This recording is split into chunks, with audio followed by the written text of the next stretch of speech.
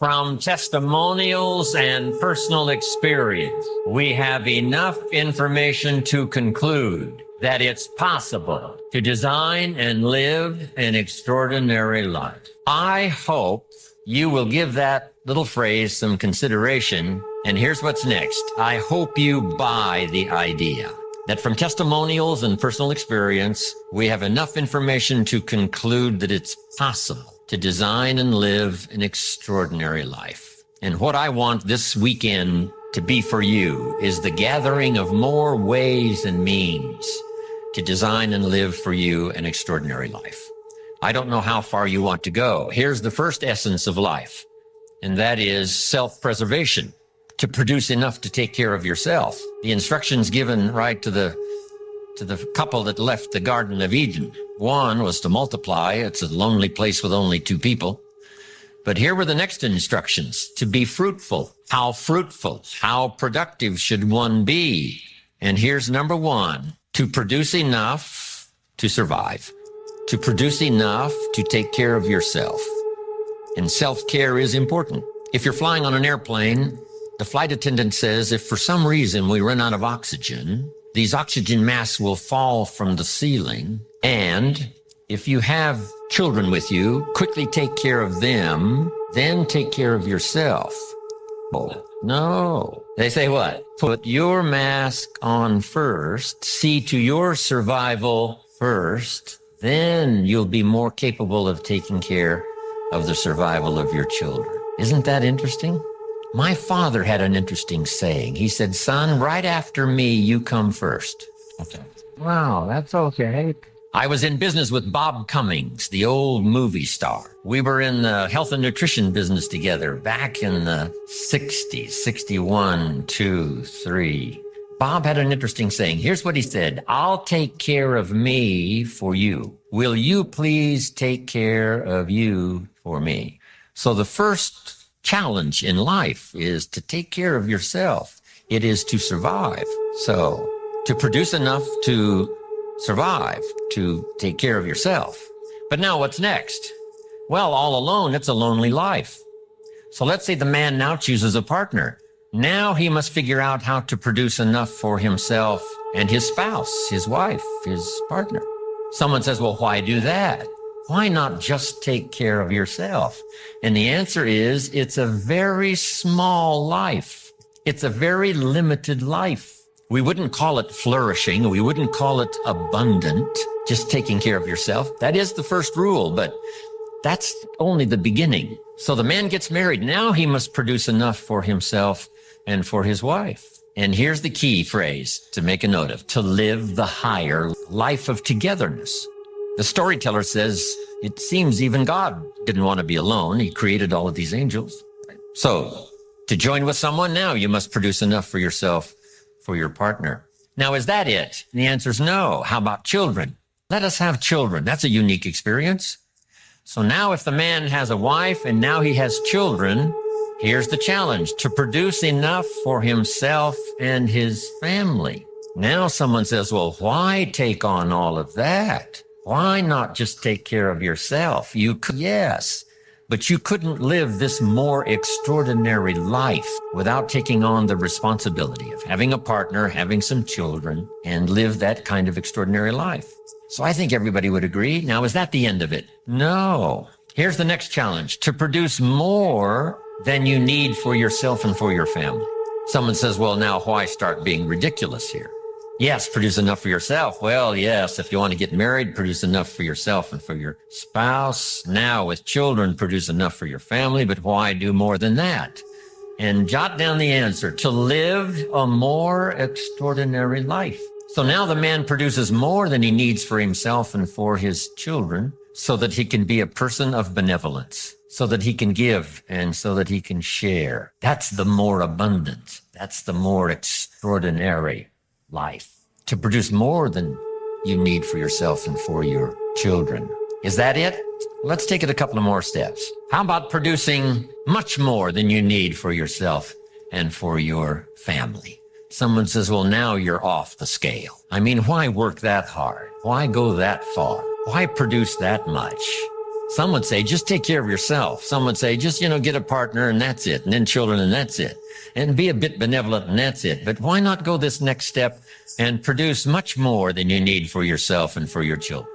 And when someone says, why do that? All of us know the answer, right? Why not? If you've got the talent and the skill and the opportunity, why not put all of that together and see if you couldn't produce much more than you need for yourself and for your family? Let's say you earned $10 million this year and you and your family only need $3 million, which would probably cover most families, right? Some families are more expensive than others, as I discovered. But let's say 3 million would, cover a big high percentage. So now if you and your family only needed 3 million for the year, now you have 7 million to give. And someone says what? Why do that? And the obvious answer is what? Why not? If you've got the talent and the skill and the time and the opportunity and the occasion and all this stuff comes together, why not? Let's go one more. How about producing far more than you need for yourself and for your family? And live the far more. We've heard the story of Andrew Carnegie, right? Andrew Carnegie said this. He built the big steel industry back in the 20s here in America.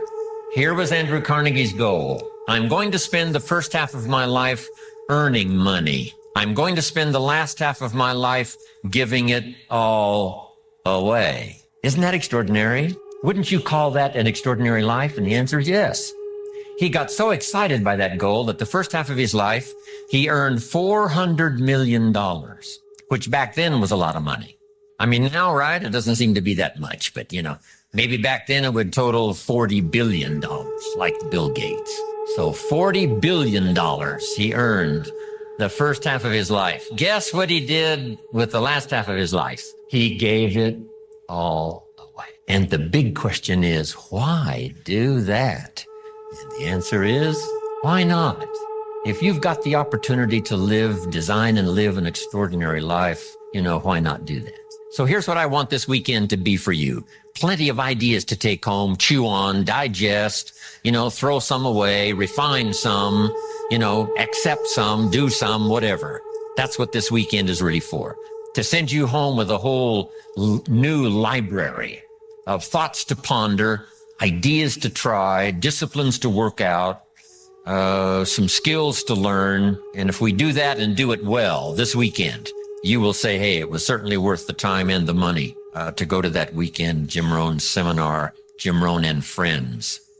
Now make these notes. What I hope you find here this weekend: ideas plus inspiration. That's the mixture that really turns things on, sends a entrepreneur program into high gear. Ideas plus inspiration.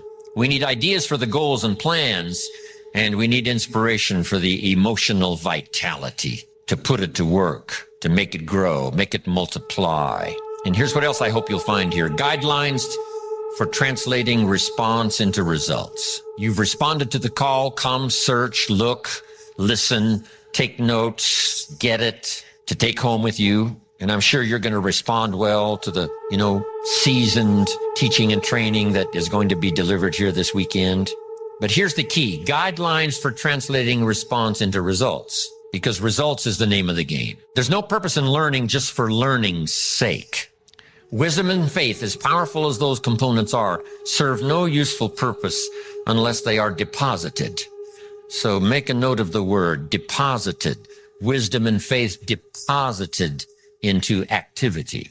Wisdom and faith put to work now produces a hotel, produces a Salk vaccine, produces a city, produces an institution of learning, produces a career, produces a relationship, right? Ideas and faith, believing that it's possible, that ideas can work miracles, now put to work.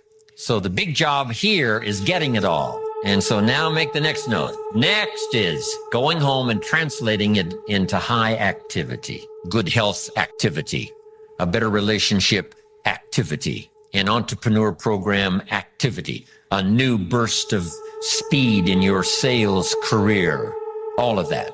That's what I'm really interested in. Because here's what's important to me, is for my name once in a while to appear in someone's testimonial. Make that note. It's one of life's greatest experiences, is when your name appears in somebody's testimonial. Somebody says, here's the person who found me. Here's the person who got me started.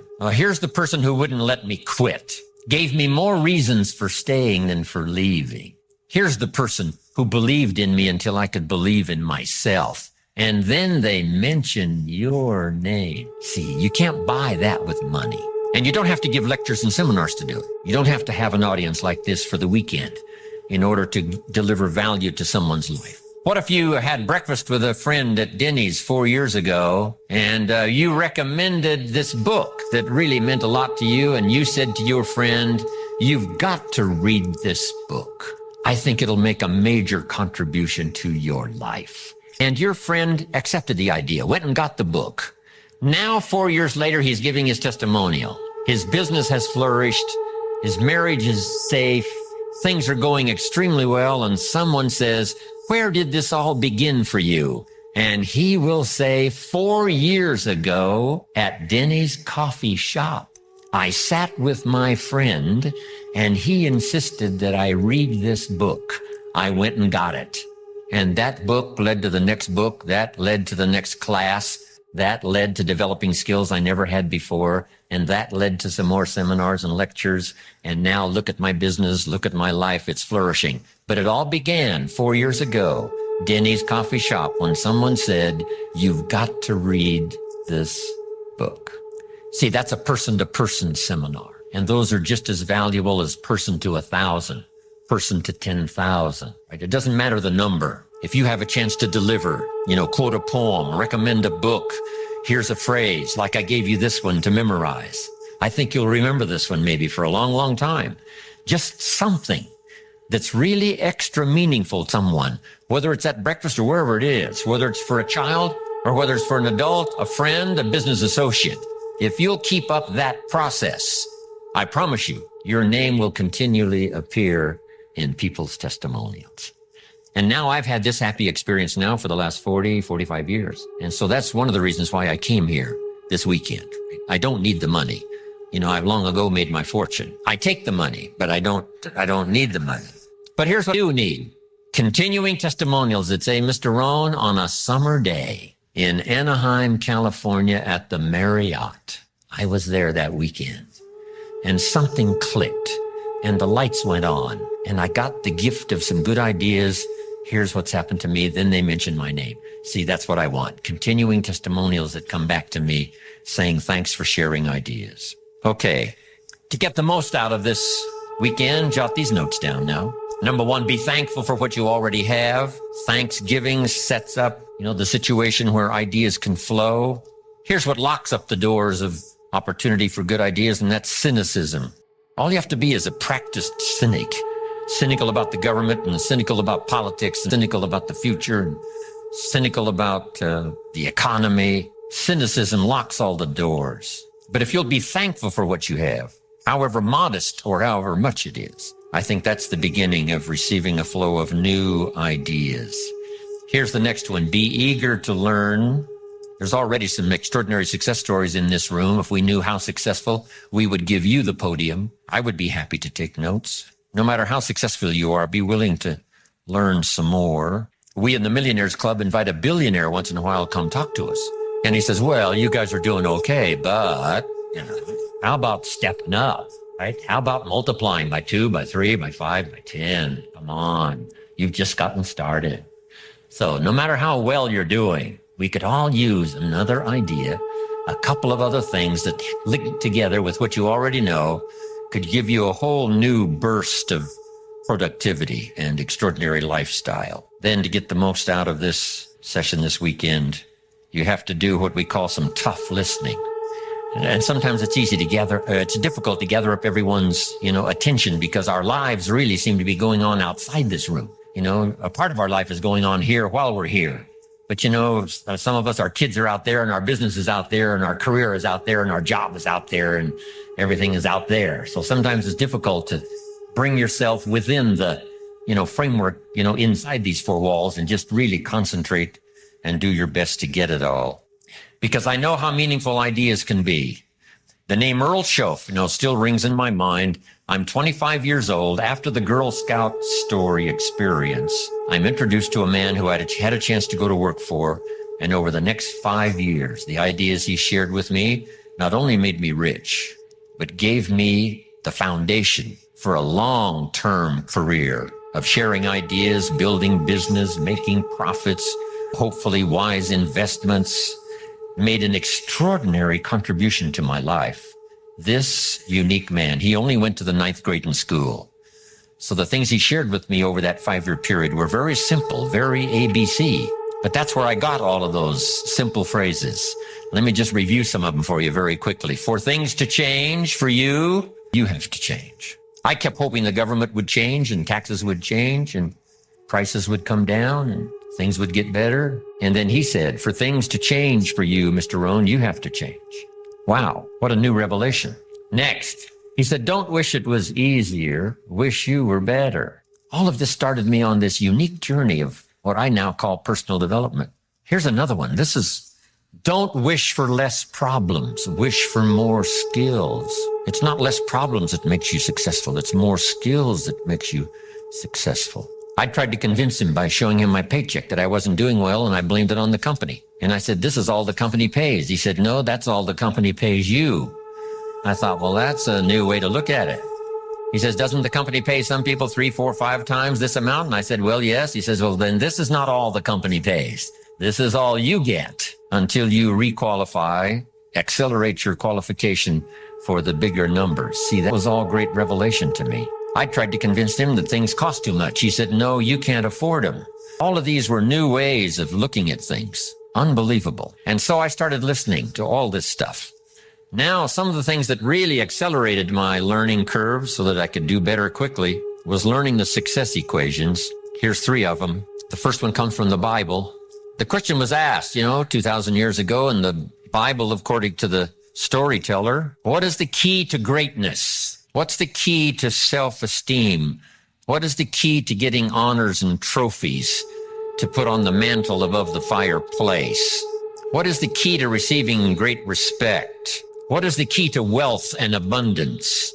What is the key to all of that? An extraordinary life. And here's the answer that was given, capsule form. According to the storyteller, the answer was, find a way to serve many people. Find a way to serve. Find the ways and means. Start rendering service. The more you serve, the greater your fortune. Service to many leads to greatness. Key. Next, John Kennedy. Speaking of politics today, we're surrounded by political speeches. Here was one of the best. John Kennedy on his inaugural to be president of the United States all those years ago. Here's what he said. Don't ask. Wow, don't we wish that was the current political philosophy? He said, don't ask what the country can do for you, but ask what? What could I do for my country? See, that's the whole turnaround in philosophical thinking. By asking, you receive so little. By serving, you receive so much. So rather than settle for the pennies of what someone could do for you, why not turn it around and find some way to serve? It's a pretty simple process. Here's what I taught the Russians.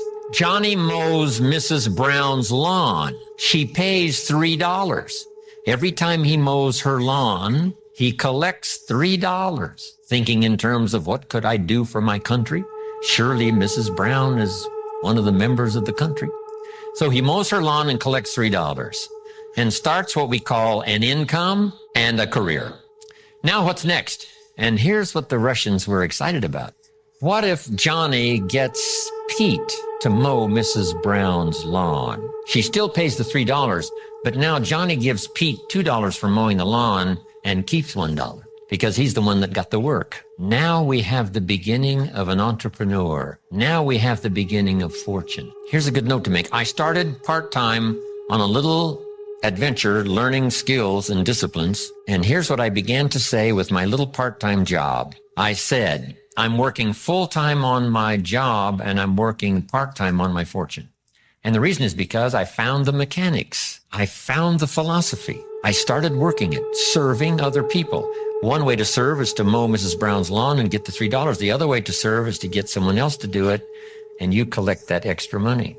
Finding ways to serve. That's the key to wealth and greatness. Then here's the next one. and everybody knows this one. I heard Zig say it over 40 years ago, Zig Ziglar. And when he said it, I wrote it down. And if you haven't ever written it down, write it down. If you help enough people get what they want, you can have everything you want. Underline the word everything. That's what was intriguing to me about this sentence. So these are the success equations. This is the wealth formula from the Bible, from John Kennedy, from Zig Ziglar.